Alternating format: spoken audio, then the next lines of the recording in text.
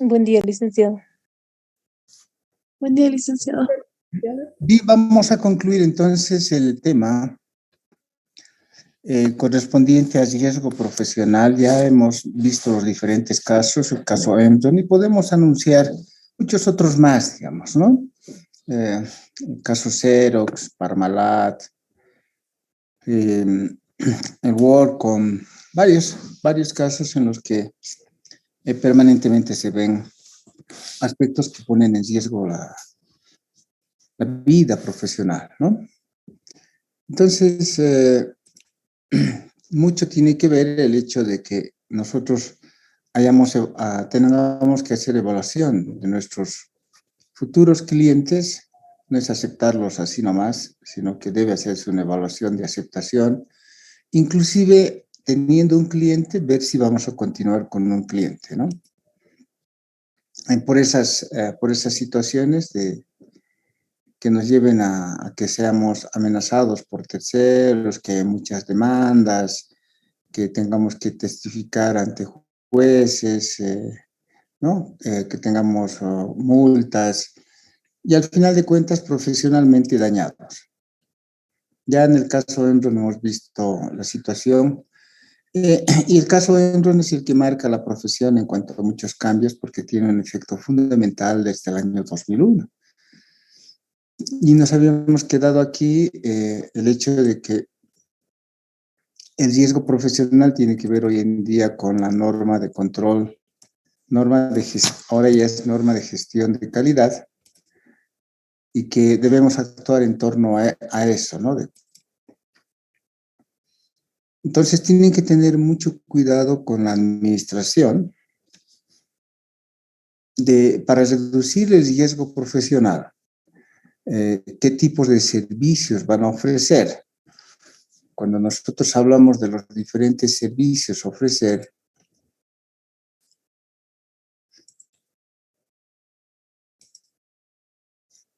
entonces, y entramos a las normas internacionales,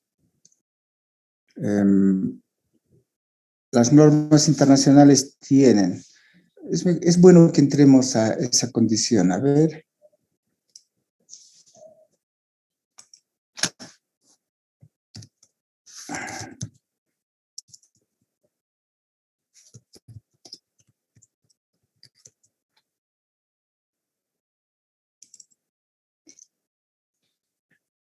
Cuando estamos en nuestras normas profesionales que hacen a servicios de auditoría y assurance,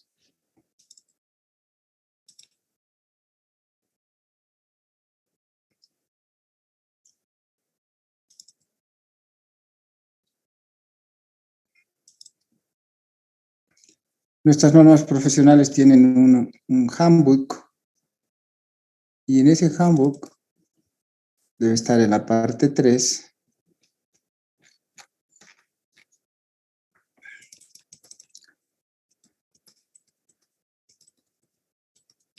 Este es en inglés, voy a buscar el español.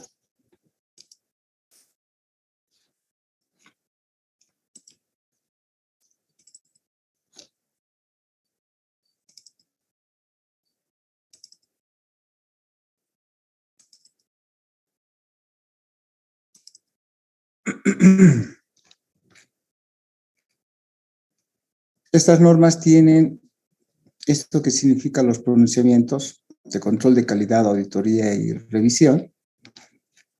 Y en esta parte está algo que corresponde al marco internacional, ¿no? Este marco de aseguramiento, que está en la página 78. Lo buscaremos.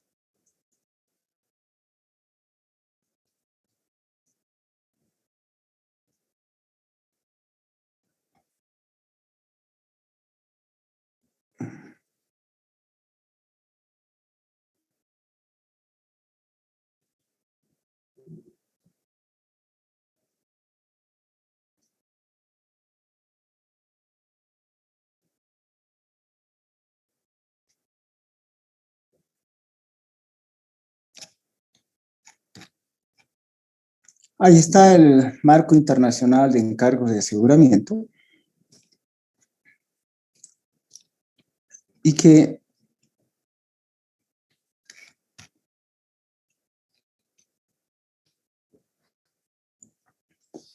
aquí nos va a definir qué tipos de servicios sí podemos ofrecer en ciertas circunstancias y qué tipos de servicios no podemos ofrecer. Entonces, aquí es donde se define que podemos hacer encargos de aseguramiento, pero la característica de los encargos de aseguramiento es que estos tienen siempre una conclusión. Esa es su característica. Y ahí mismo se describe que el resto, obviamente, son encargos de no aseguramiento donde no hay conclusión. Y la distinción de encargo de seguridad razonable y encargos de seguridad limitada. Entonces ustedes no pueden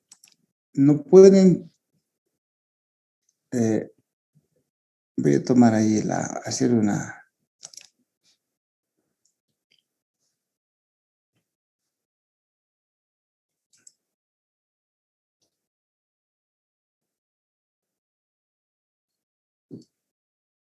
Quiero hacer una toma.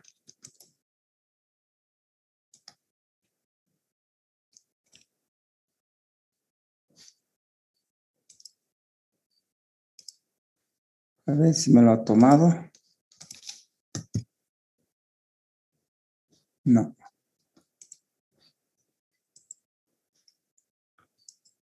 Es que está con candado, por eso es que no se puede. Ok, entonces deben definidamente establecer cuáles son los servicios que van a ofrecer a la luz del marco, ¿no? El marco internacional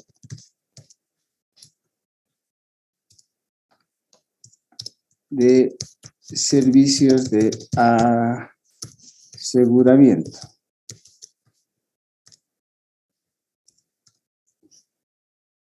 Deben hacer ese formulario de aceptación, evaluar muy bien al cliente, ver todos sus antecedentes y lograr ese formulario de aceptación y continuidad de clientes, como establece el marco. Esto está en el párrafo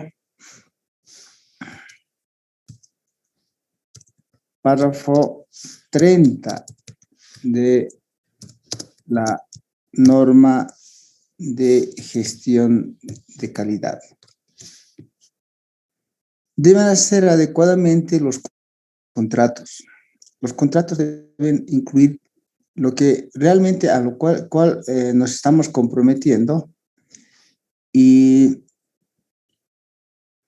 no incluir vaguedades, como por ejemplo definir ahí en una cláusula y diga, se va a hacer auditoría de estados financieros y todo lo que sea necesario requerido por el cliente. Ahí lo complicaron, ¿no? ¿Por qué? Porque el cliente va a requerir muchas cosas. O también hacer auditoría de estados financieros y como complemento también efectuar tareas y les ponen tareas hasta de ingeniería, ¿ok? Cosa que no corresponde.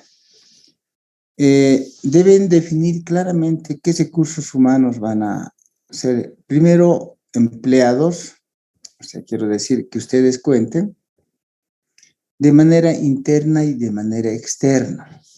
Esto es muy delicado. Pareciera que simplemente es un enunciado, cuando en realidad, internamente, ustedes ya cuentan con un personal que es responsable, digamos, ante la empresa porque tiene un vínculo de trabajo, de contrato de trabajo con la empresa y debe responder a eso. Pero a veces debemos hacer un trabajo y tenemos personal externo. Debidamente, estos tienen que estar debidamente evaluados, ¿sí? Definidos,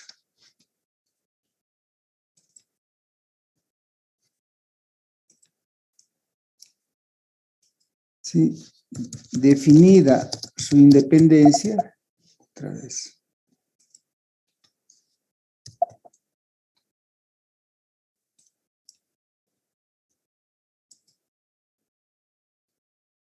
Definida su independencia, ¿no? Y bajo contrato de responsabilidades. Piensen ustedes que van a hacer un informe y después luego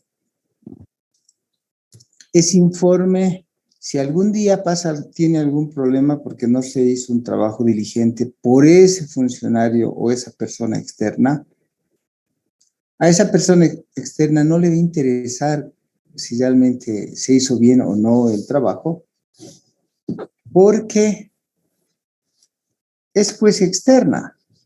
Y va a decir, a mí qué me importa, ¿no? Que se responda a la empresa, aunque él hubiera hecho el trabajo. Entonces es de mucho cuidado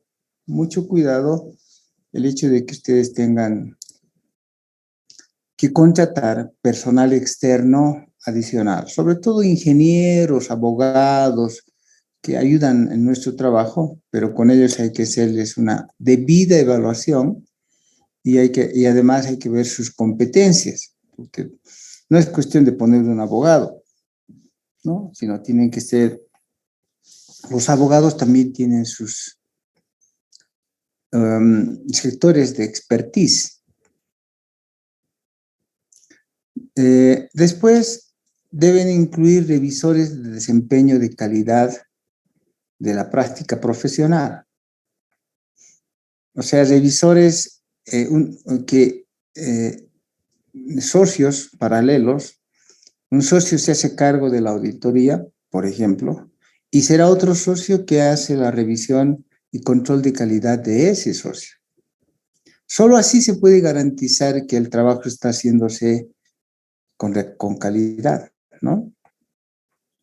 Si se pudiera, esto es muy difícil conseguir, los abogados, los médicos, ellos logran conseguir.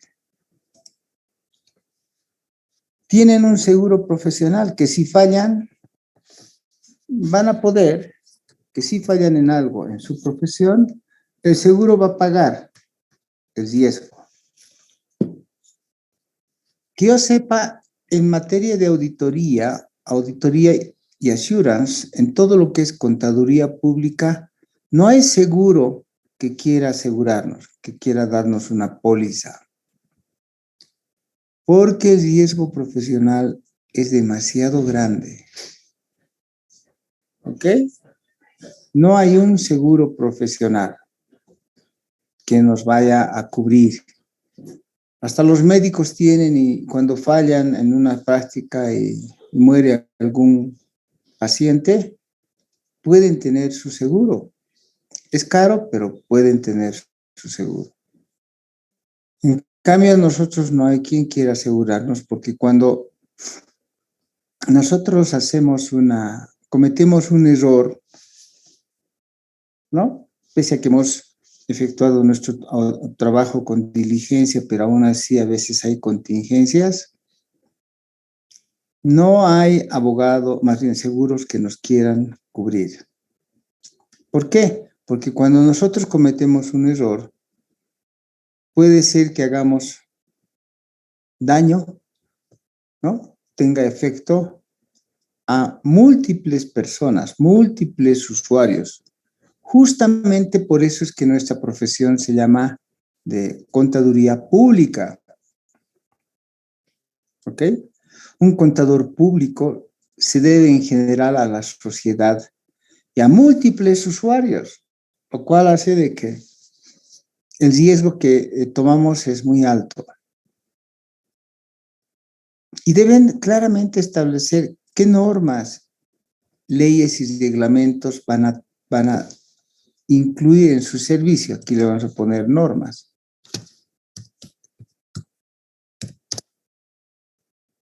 No, ejemplo. Estoy hablando de normas profesionales, ¿no? ¿Por qué? Porque ya saben ustedes en cuanto a la estructura de normas, aunque lo vamos a ver un poco más en detalle, las normas profesionales de auditoría son una, y otras son las normas sobre assurance, y otras normas sobre servicios relacionados. Entonces, en el contrato tiene que estar: este trabajo se efectuará de acuerdo con normas, por decir, de aseguramiento 3000. En ese caso, no hay dónde perderse, ¿no? No se sujeta a esas normas. Entonces, mucho cuidado con esto que es el riesgo profesional, que y saber cómo administrarlo. Y esa es la mejor forma, ¿no?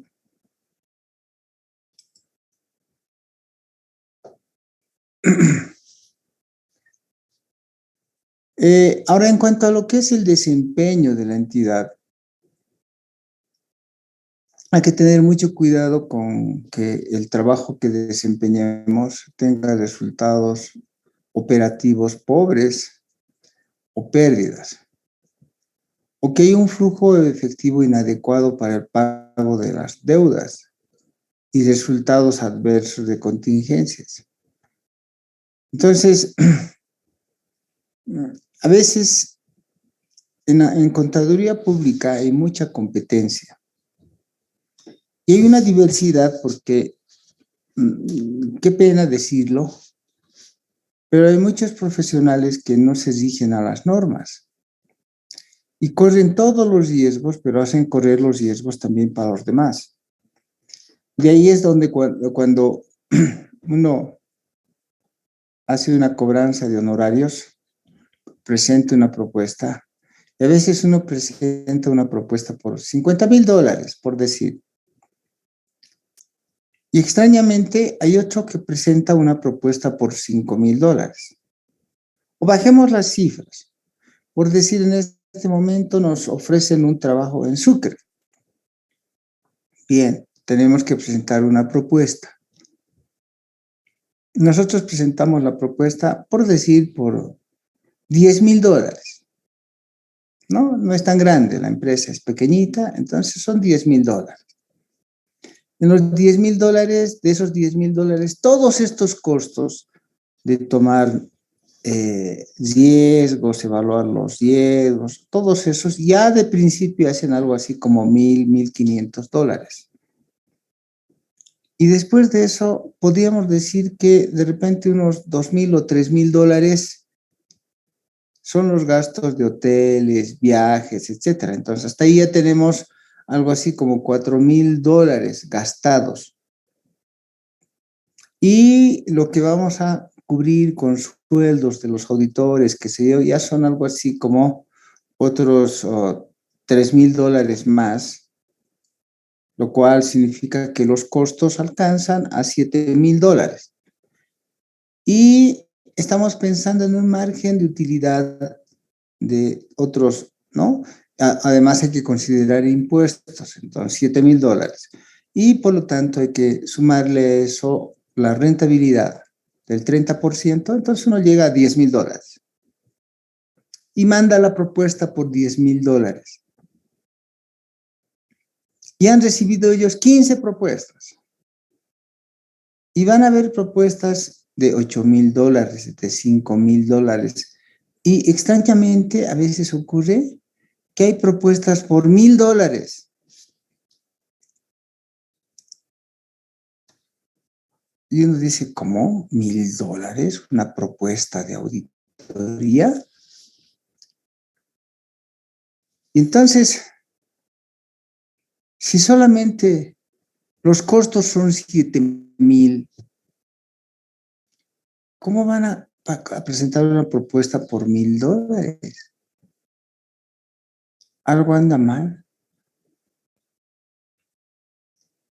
Y es así como que la competencia a veces hace que algunos profesionales ni siquiera hagan su trabajo, simplemente van a hacer su informe y ya está. De repente ni siquiera van a viajar, no van a hacer su trabajo. Es riesgo para muchas personas, ¿no? Para los usuarios, bueno, y el usuario también tiene que saber evaluar la condición, ¿no? Entonces, a veces tenemos sobredimensionado el trabajo y luego tenemos que revertir o tener que tratar de negociar porque nos hemos dado cuenta que lo que vamos a cobrar no solamente solo nos sirve para pagar pasajes de avión y el resto nada más. Entonces, definitivamente es un resultado operativo pobre, ¿no? Entonces, tengan mucho cuidado con dimensionar. Y si finalmente no tienen que hacer el trabajo, no lo hagan. Definan bien sus costos. Cuando estemos en gabinete vamos a ver cómo se definen eso. Normalmente, a ver, aquí se los voy a anotar. Aunque esto varía según el país, ¿no? Una estructura del estado de resultados de una empresa de auditoría y consultoría, ¿no? De auditoría solamente.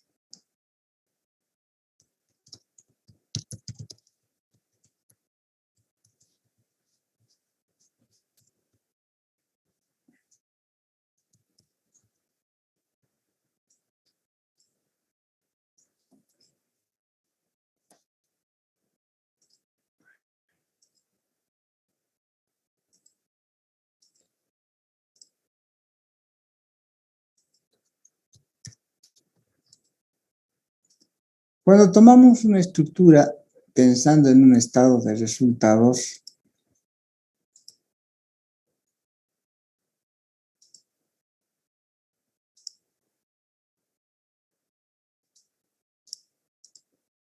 entonces se tienen la venta de servicios.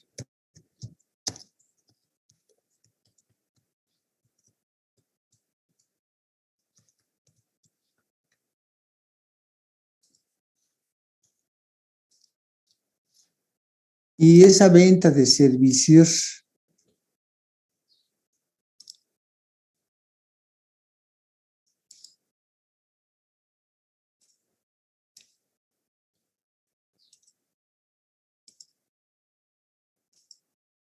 nos puede llevar a que el total sea 100,000 bolivianos, lo que quieran, 100.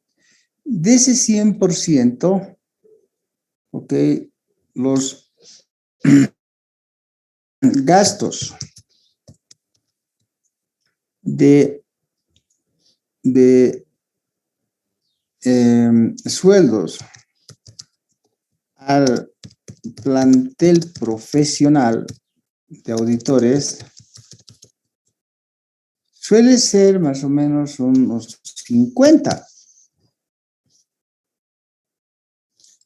Los gastos administrativos, ¿no? Múltiples, unos 70. Y eso todavía en Bolivia son algo así como, 30, ¿no? Con lo cual llegamos a 80.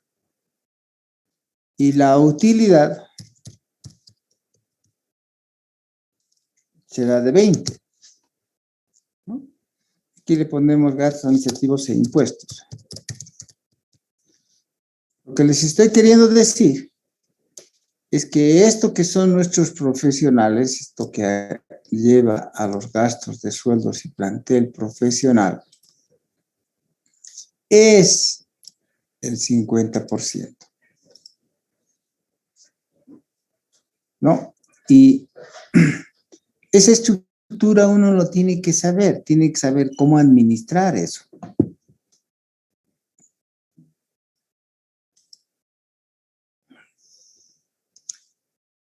Deben administrar los asuntos de juicios, y esto de los asuntos de juicio tiene mucho que ver con, primero, saber con quién vamos a trabajar y tener la seguridad de que nos van a pagar y que no hay posibilidad de que ellos condicionen nuestro pago, ¿no? Condicionen nuestro pago a la emisión de informes. A veces uno saca un informe y dice, los estados financieros tienen un problema, así que voy a poner un informe con salvedades. Y dice, excepto por esta situación, los estados financieros presentan razonablemente. Y el cliente dice, no, yo quiero un dictamen limpio. Y condiciona el pago, dice, si no me sacas un dictamen limpio, no te voy a pagar tus honorarios. Entonces uno entra y hasta puede entrar en juicio para cobrar. Y eso de que queríamos cobrar se puede transformar en deudas incobrables. Entonces tiene que tener mucho cuidado con cómo es que realmente vamos a trabajar con los clientes. Y luego tenemos que tener mucho cuidado con aquellas partes del trabajo que requieran de mucho juicio profesional.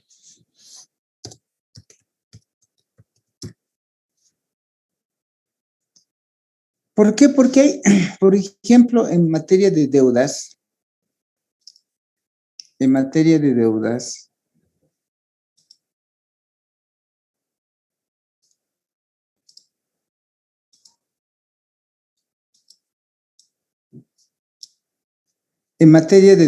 incobrables, a veces se hacen muchas estimaciones de incobrabilidad que requieren muchos criterios.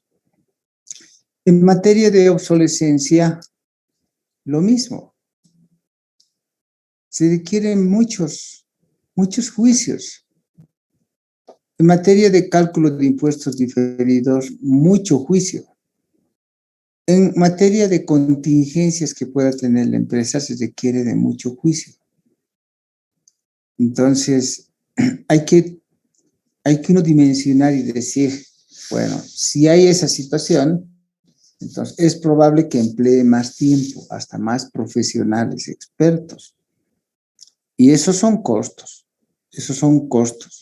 que de repente después no los van a poder recuperar, porque obviamente el cliente habrá definido que ustedes ya hicieron un contrato y por lo tanto hay algo definido, digamos, ¿no?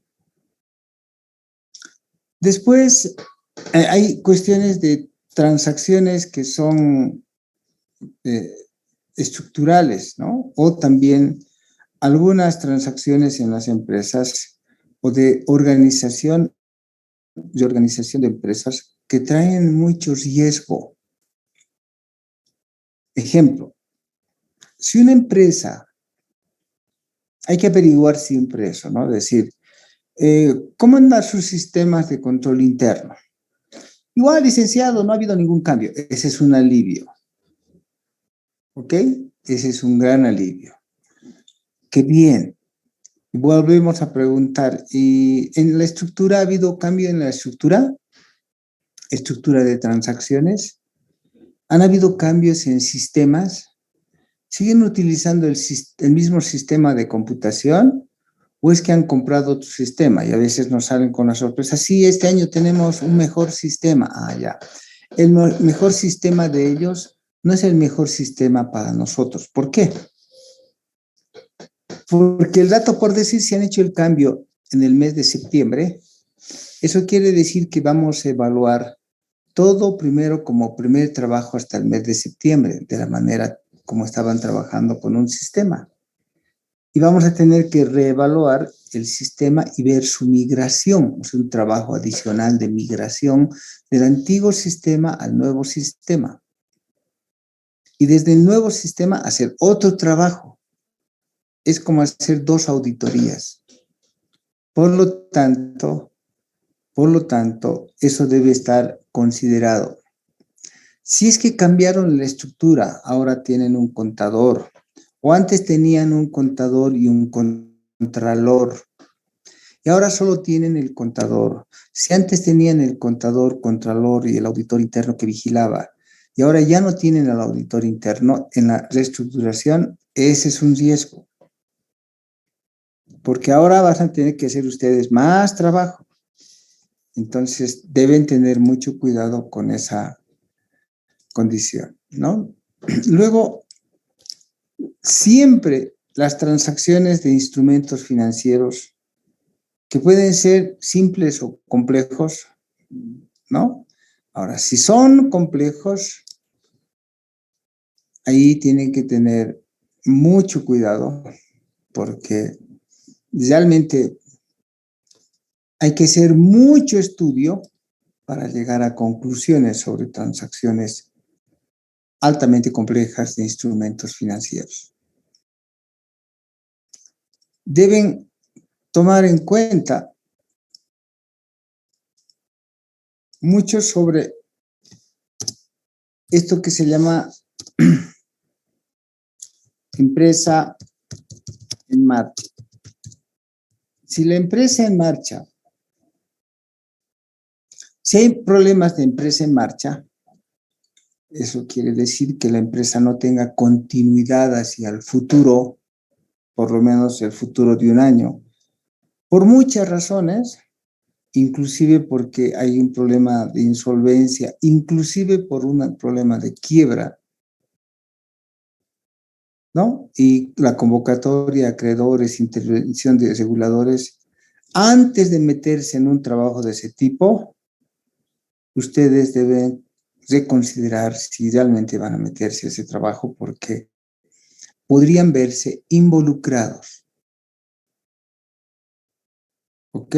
Podrían verse involucrados en ese problema. Y si una empresa quiebra, lo primero que va a hacer la sociedad es decir, ¿quién era tu auditor? ¿Qué ha pasado? ¿No? Cuando en realidad de repente ustedes no tienen la culpa, porque, ¿no? Pero después va a haber convocatoria de acreedores, junta de acreedores, puede ser que hay intervención del regulador, los llamen a testificar. Es un problema. A veces es mejor no meterse en negocios en los que ya no tienen condición de empresa en marcha, ¿no? Deben considerar todas las empresas son diferentes y siendo todas las empresas diferentes, siempre va a haber posibilidad en algunas más que en otras que hayan situaciones erróneas en la contabilidad o que hayan problemas de fraude, ¿no? O malversación de recursos. Eso ustedes tienen que saberlo sopesar antes de meterse en un trabajo. El riesgo de control interno. Pidan el informe de control interno del año anterior. Porque si la empresa tiene muchos puntos de control interno el año pasado,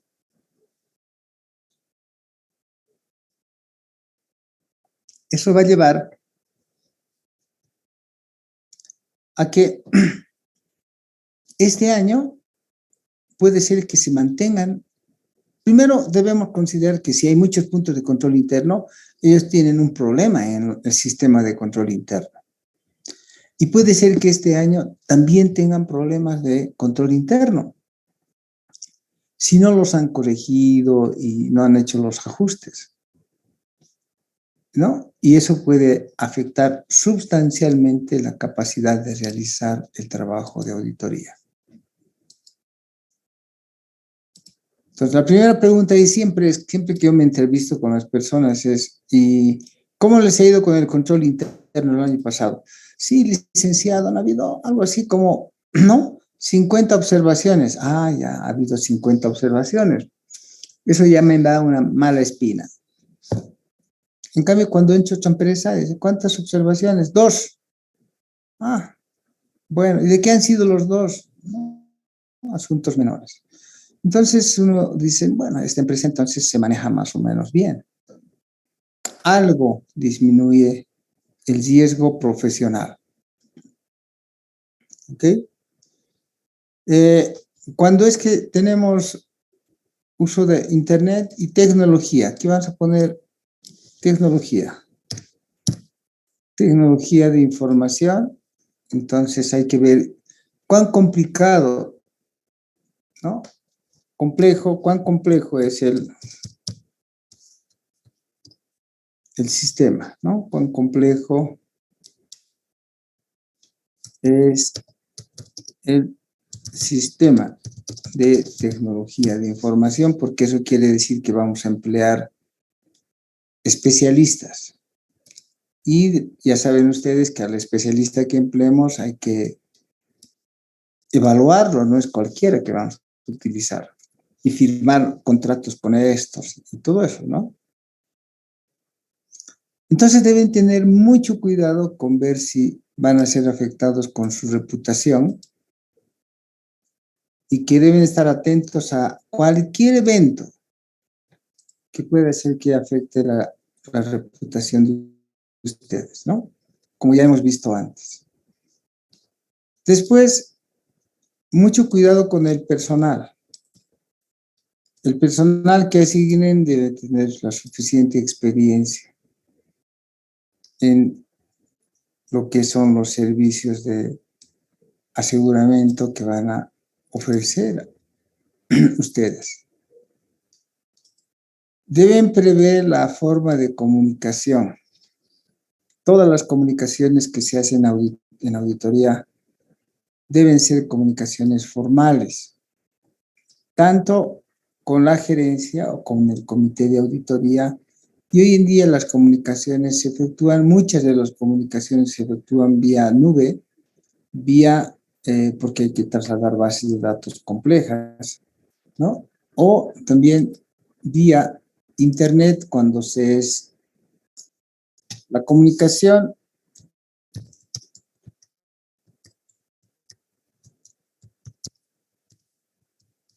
vía internet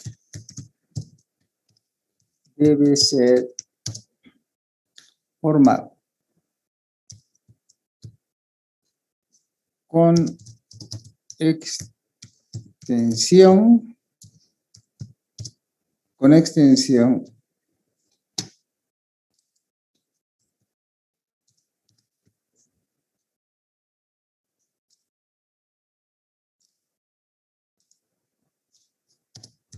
institucional.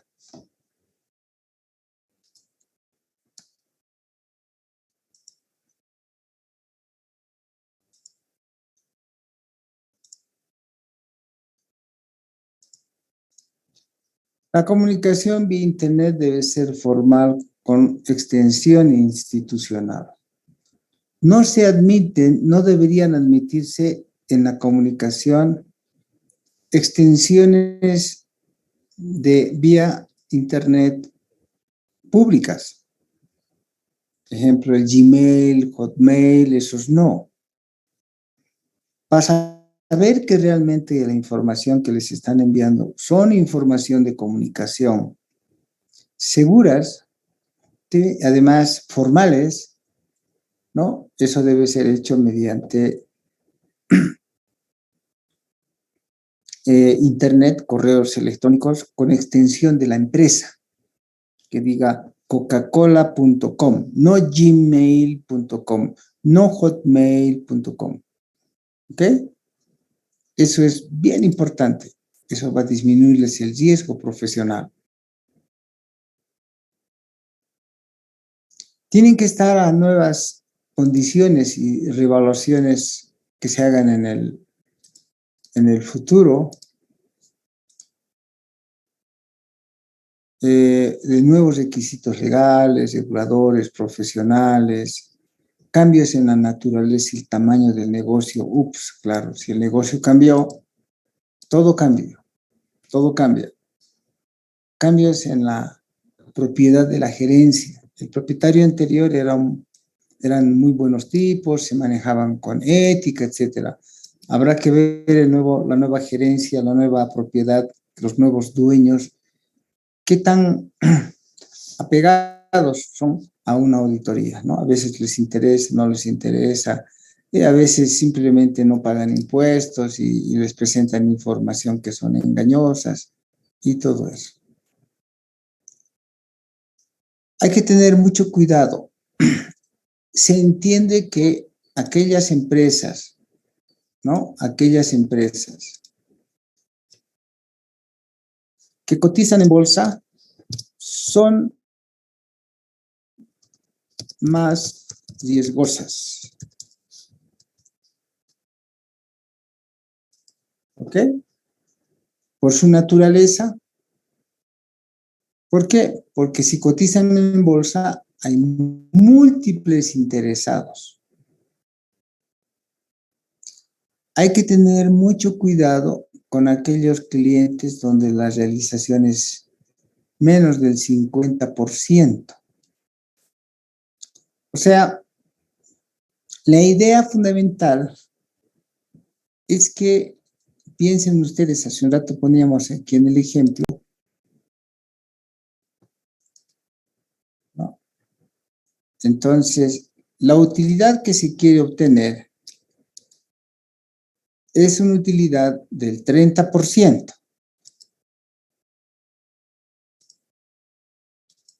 ¿Ok?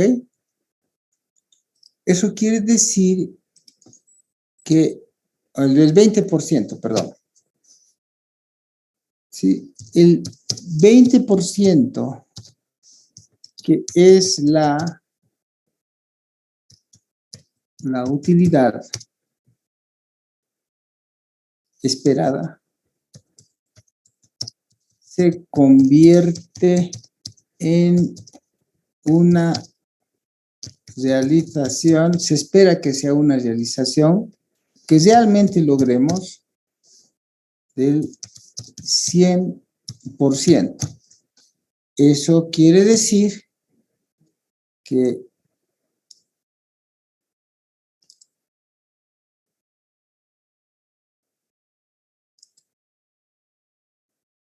no encuentro esta, pero esto está bien, ¿no?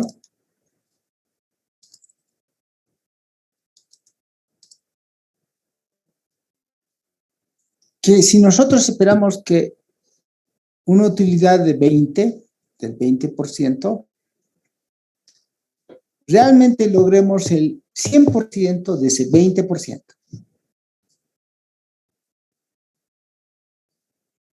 Entonces, por el otro lado, también podemos decir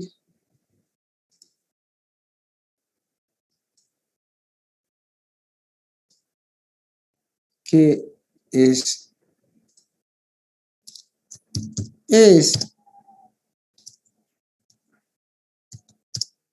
muy riesgoso pensar que del 100%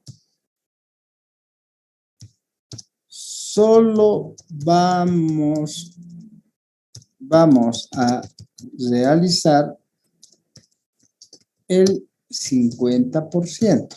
Esa es la lógica. ¿Ok? O sea,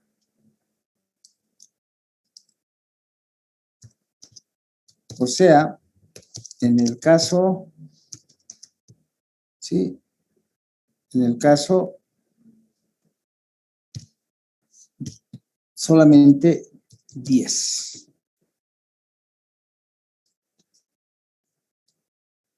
O sea, en el caso 10. De estos 20 que eran el 100%, solo lograr el 50%, entonces ya es un cliente riesgoso. Se entiende que es un cliente riesgoso. Y en ese caso hay que completar un anexo adicional de evaluación del caso de ese negocio, porque algo está pasando que al principio, digamos, nosotros queremos obtener 20, pero la realización yo creo que va a ser solamente 10, porque el cliente pide rebaja, el cliente no quiere pagar los gastos, entonces ya le aceptamos.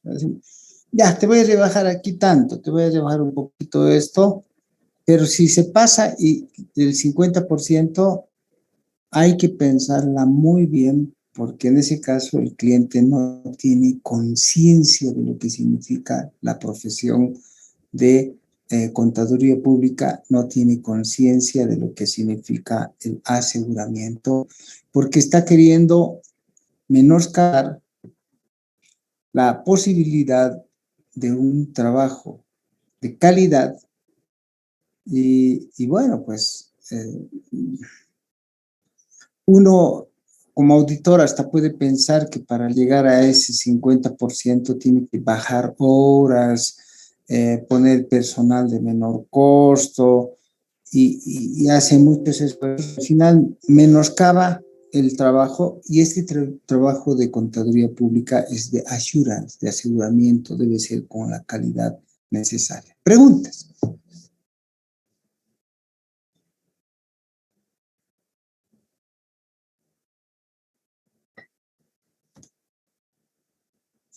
Preguntas jóvenes. ¿Qué dudas tienen con relación a los riesgos profesionales?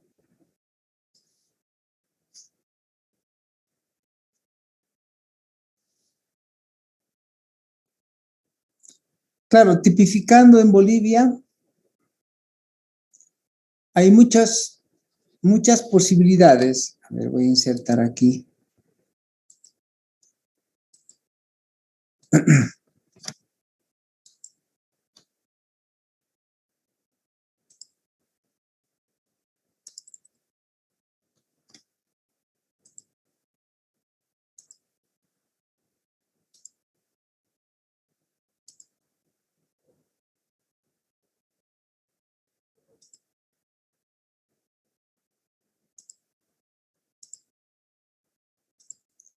Ok. Decía, tipificando en Bolivia podemos definir las disposiciones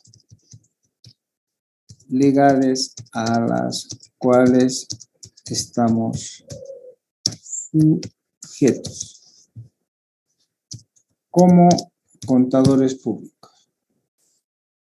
Y la verdad de la verdad es que estamos sujetos a todas las disposiciones legales. ¿Ok? Estamos sujetos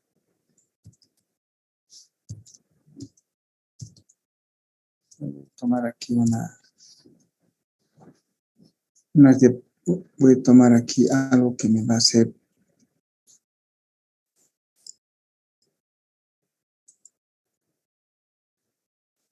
una de estas mejor.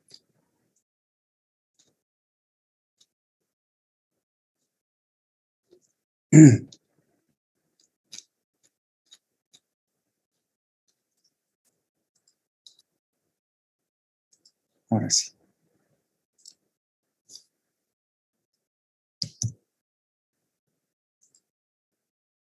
Entonces, ¿cuáles van a ser las disposiciones legales? A lo que quiero llegar es a decirles que las disposiciones legales a las cuales estaremos sujetos como contadores públicos serán todas las que establece el país. Todas. Entonces, aquí voy a poner todas las leyes del país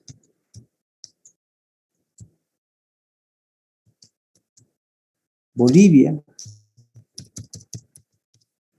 son aplicables a los contadores públicos.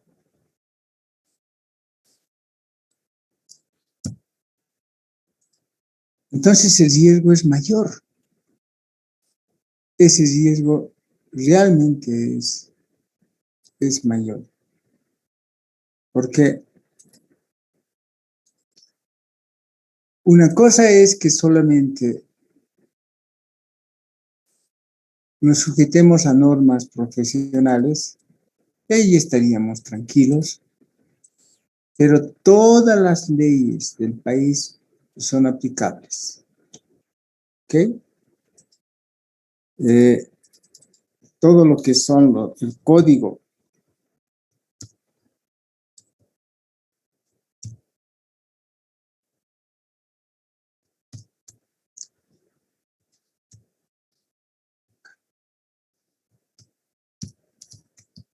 código penal, con lo cual ustedes pueden ir a la cárcel, principalmente, ¿no? Por ejemplo, si emiten un informe equivocado, pueden acusarlos de falsedad y de lógica. Si eso les ocurre, imagínense,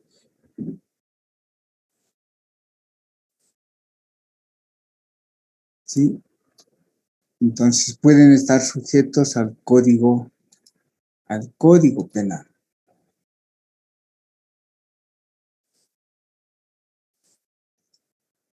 Están sujetos al código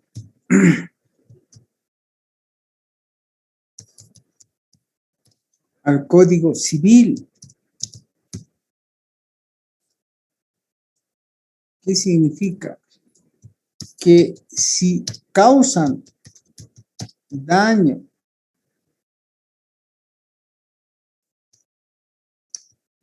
público, por eso es que las compañías de seguro no quieren asegurarnos, que si causan daño público, el resarcimiento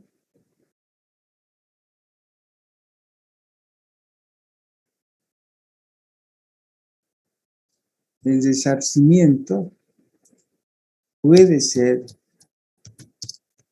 con todos sus bienes, ¿sí? Habidos y por haber. Eso quiere decir que ustedes pueden inclusive comprometer la vida de sus esposas, la vida de sus hijos. ¿Ok? Todas las disposiciones de funcionario públicos. Ejemplo, la ley 1178. Esto sucede cuando ustedes... Caramba, no sé por qué esto me está tomando así.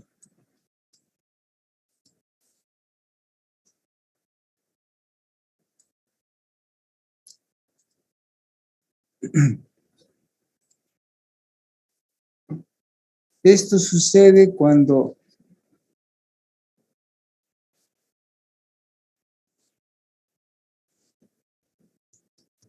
se realiza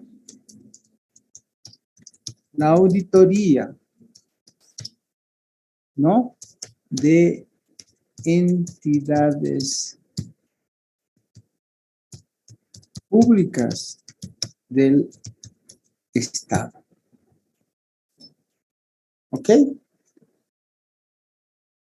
La ley 1178, por ejemplo, en ese caso, dice que ante la incapacidad de profesionales, la incapacidad de profesionales en la Contraloría General del Estado, bien ellos pueden hacer que las entidades públicas contraten los servicios de auditores independientes.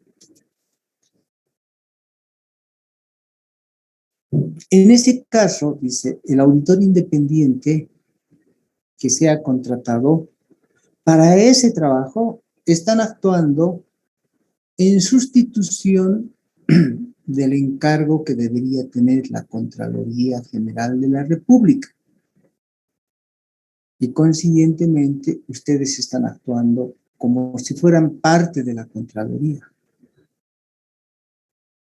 Y si es que no hacen la misma labor que podía hacer un auditor de la Contraloría,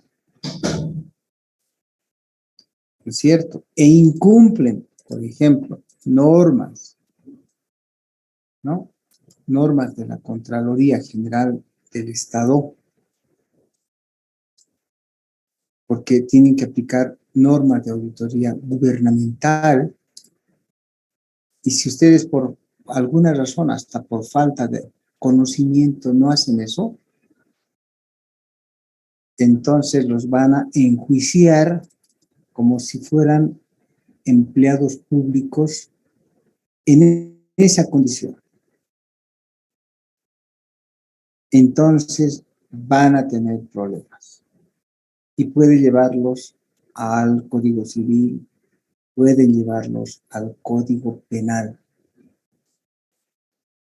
Eso cuando ustedes los contratan las empresas, no les interesa. Los únicos que pueden cuidar su vida profesional son ustedes. Deben cuidarse de esta situación. ¿Ok? Mucho cuidado con esta condición que les estoy diciendo. Entonces,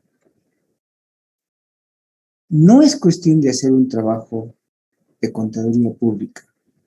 Hay que cuidarse de las empresas a las cuales uno hace el trabajo. Hay que cuidarse con hacer muy bien el servicio que uno está ofreciendo y que sea de acuerdo con normas profesionales. Hay que cuidarse muy bien de los contratos que uno firma. Y finalmente, cuando hace el trabajo, debe hacer un trabajo diligente con las normas. Mientras haya cumplido con las normas, entonces, y haya aplicado muy bien las normas, no deberían tener problema. Pero, si para empezar ustedes no conocen las normas, no han estudiado sobre normas de contabilidad generalmente aceptadas, no saben cómo se aplica la ley 843, no saben cómo se aplican los impuestos, no saben cómo se aplican las leyes del trabajo, no saben cómo se aplican las MIF, ni las normas de auditoría, normas de servicios de assurance, etcétera. Entonces, ahí no están realmente siendo competentes como profesionales. Más vale que estudien más de lo debido, ¿no? Bien, preguntas. No preguntan jóvenes, no, o sea, debería preocuparles ustedes, ¿y qué va a pasar con mi vida profesional en el futuro y todo eso? Licenciado. Sí, a ver, voy a aumentar el volumen de mi máquina, parece que estoy con bajo volumen. Ahora sí, dígame. Licenciado, una consulta. Para evaluar todos estos riesgos de control interno, transacciones y los riesgos que ha mencionado, eso es aparte ¿por qué otro medio más se puede evaluar aparte de la entrevista antes de aceptar al cliente? No hay muchas otras formas. Ejemplo, no solamente es entrevistar al cliente, sino es decir, páseme, por ejemplo, dígame en este instante, páseme el informe de control interno del año anterior. El cliente tiene la obligación de pasarles. Me enseña un ratito, claro, no se van a quedar con eso, sino ahí, estando él presente, rapidito ustedes tienen que tener la habilidad de ojear. Y ahí se van a dar cuenta, son 5 observaciones, 10 observaciones, 20, 100 observaciones. Clarito, el momento que les entreguen va a ser 2 hojitas. El momento que les entreguen va a ser 100 hojitas. El momento que les entreguen van a ser 500 hojitas. Cuando vean 500 hojitas, ya dicen, esta empresa, bueno, en su interior de ustedes, y van a anotar. Y ese es un riesgo, ya ustedes sabrán si aceptan o no ese trabajo. Hay que tener la habilidad, hay que tener, obviamente, el expertise. Ahora, cuando ustedes se acerquen al cliente y le digan, ¿sabe qué? A ver, pásame el informe de control interno del año anterior. Y el cliente les dice, no le voy a pasar. No, ¿sabe qué? Eso le voy a dar cuando usted ya sea, pues, auditor. Les está eludiendo. ¿Se dan cuenta? Y si es que les eluden, si no les dan la información, entonces, ¿cómo piensan hacer un trabajo? Es como por decir, yo soy arquitecto, y le pregunto y digo, bien, a ver, pásame los planos que tiene usted actualmente para ver cómo voy a proyectar su edificio. Y el cliente le va a decir, no, cuando yo te contrate, recién te voy a decir cuánto es la medición, cuánto es el plano, cuánto tengo de terreno. No, pues uno tiene que tener la información para hacer eso. ¿Ok? Es igualito, es igualito. Más preguntas. Licenciado, buen día. Buen día. En el caso, por ejemplo, de que nuestro cliente sea un familiar o un amigo de un familiar, ¿qué podríamos hacer? Tendríamos que rechazar, por así decirlo, su control interno tenga más de 50, más de 100 notas, por así decirlo. ¿Qué podríamos hacer? ¿Deberíamos rechazarlo? ¿O habría alguna otra manera de seguir con el cliente, pero, no sé, eliminando los riesgos para llegar a hacer un trabajo, por así decirlo, exitoso? A ver, para empezar, si ustedes son en materia de assurance, cuidado, estoy hablando en materia de aseguramiento, dentro del marco de aseguramiento. Para hacer un trabajo de aseguramiento, ustedes no pueden hacer auditoría de un familiar o de alguien que tenga afinidad con ustedes hasta un nivel del 4º grado consanguíneo. No pueden. No pueden hacer ese trabajo. Están prohibidos por el código de ética. Están prohibidos. Eso quiere decir que en materia de assurance, llegar a un grado con sanguíneo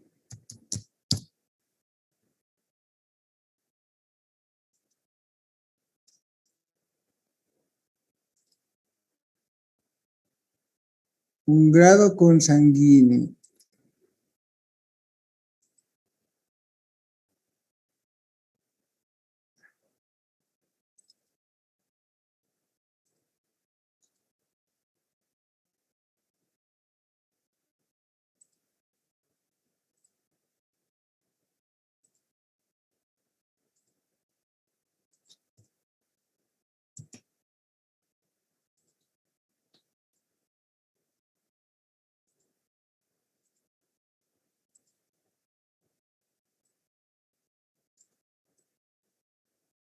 es ese. Entonces, estamos hablando de los grados pueden ser de afinidad o pueden ser de consanguinidad. Si ustedes no pueden hacer un trabajo de assurance hasta un nivel de 4º grado, como por ejemplo, en este caso, sus sobrinos nietos. ¿Qué es un sobrino nieto? ¿No? El primer grado de sanguíneo de ustedes es con sus padres. Primer grado. No pueden hacer auditoría a sus padres. Está prohibido. No pueden hacerle auditoría a sus hermanos. Está prohibido. No pueden hacerle auditoría a sus sobrinos. No pueden hacerle auditoría a sus sobrinos nietos. Está prohibido. Si la empresa donde ustedes van a hacer la auditoría, en la empresa a la que van a hacer la auditoría, están sus hermanos, no pueden. En esa empresa están sus sobrinos, no pueden. En esa empresa están sus sobrinos nietos, no pueden. Siempre y cuando ellos estén ligados, siempre y cuando al área financiera.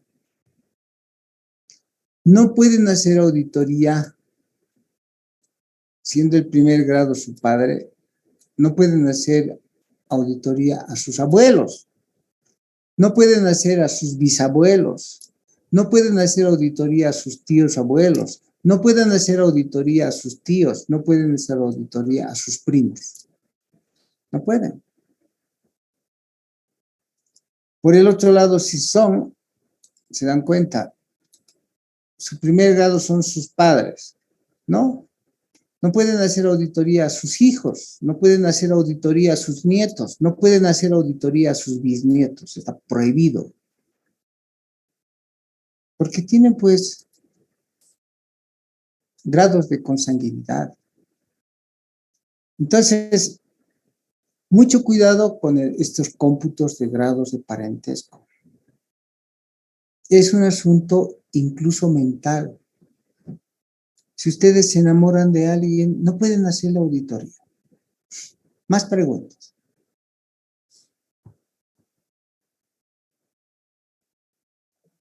Licenciado, buen día. Una consulta. Ejemplo, en el riesgo de fracaso del negocio, digamos, de un negocio, disculpe. Tal vez podríamos ofrecer lo que es otro servicio.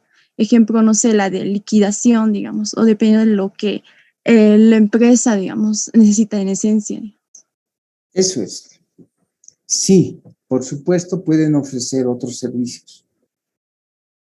Cualquiera, inclusive hasta de contabilidad. Pero no de assurance, no de auditoría. No. Pero, piensen ustedes, pueden ofrecer otros servicios. Igualito tienen que evaluar sus riesgos, ya no de reputación, porque en ese caso ya no van a tener problemas de reputación. Pero hay pues otros riesgos. Los otros riesgos tienen que ver si la empresa está liquidándose, ¿no es cierto? Entonces, ustedes están seguros que van a cobrar los honorarios, la empresa va a quebrar y les van a pagar a ustedes, de repente han hecho un trabajo en vano. Entonces, en ese caso hay que ver otras condiciones, ¿verdad? Pero es bueno ofrecer otros servicios. En ese caso, yo lo que haría es, bien, te ofrezco el servicio de liquidación de la empresa. Págame por adelantado. ¿Les pagan por adelantado? Con mucho gusto. Ya les han pagado, pues. Pero si les dicen, no, cuando termines tu trabajo, qué sé yo, cuando termine su trabajo, la empresa ya no quedará nada y habrá muerto. No habrá quien les pague. Más preguntas.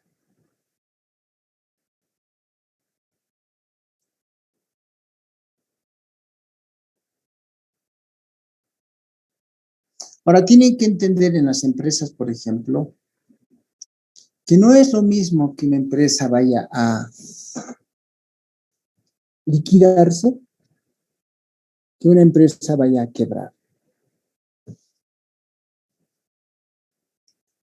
Las empresas que quiebran tienen múltiples responsabilidades. Las empresas que se liquidan simplemente se reducen, terminan sus operaciones, cierran y se van. Las quiebras pueden ser dolosas, culposas o de accidente, ¿no? Por la coyuntura, el COVID, por ejemplo, ¿no? Ya no había forma de vender nuestra comidita en nuestra empresa, entonces se quebró nomás la empresa, ¿no? Coyuntural. En ese caso no va a haber mucho problema. Pero si fue fraudulenta, saben que ahí se están metiendo en un lío.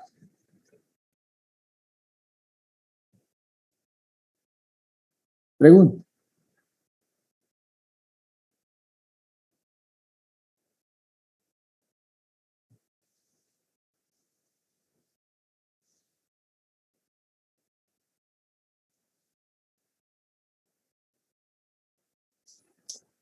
Más preguntas, jóvenes.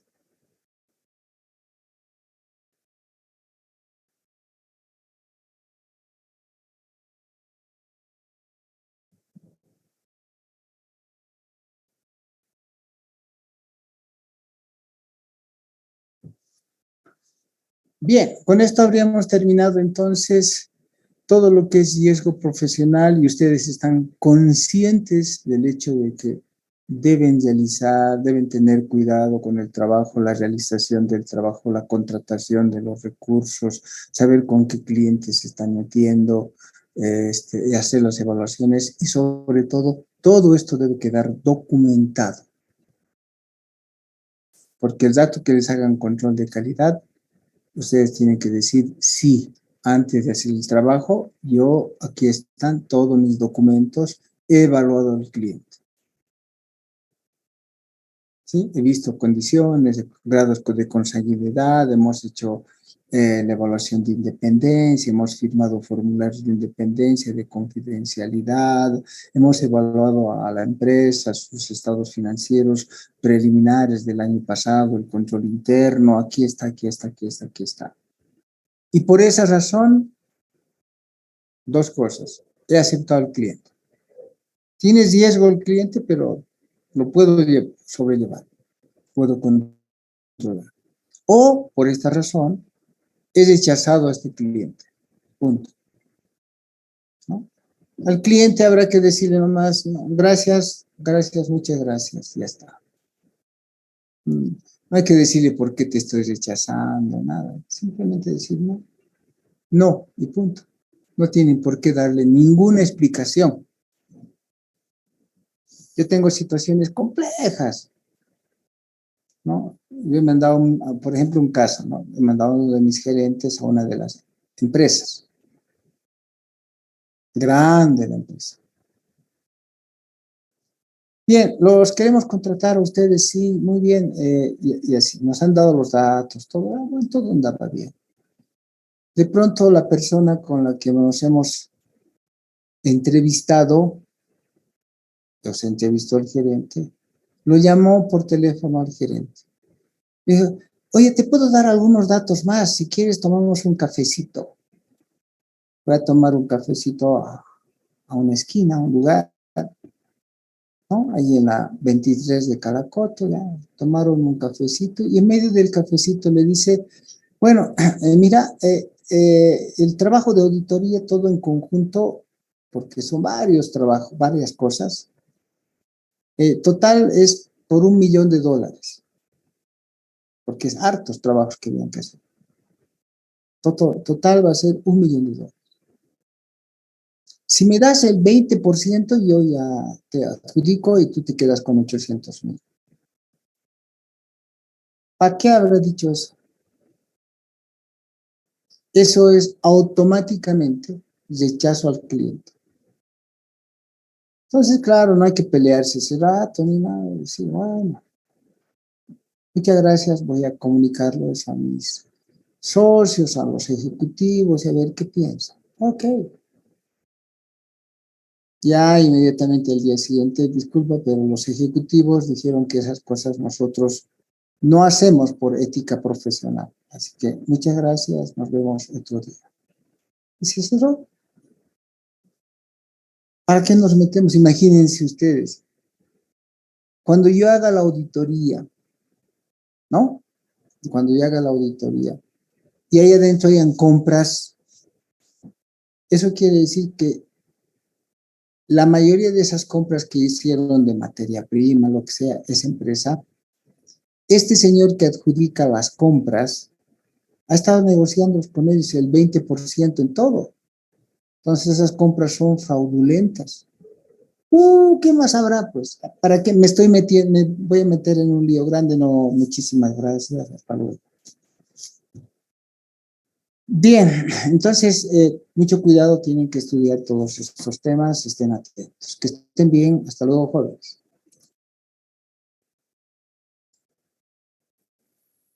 Hasta luego, licenciado. Hasta luego, licenciado. Hasta luego. Hasta luego, licenciado.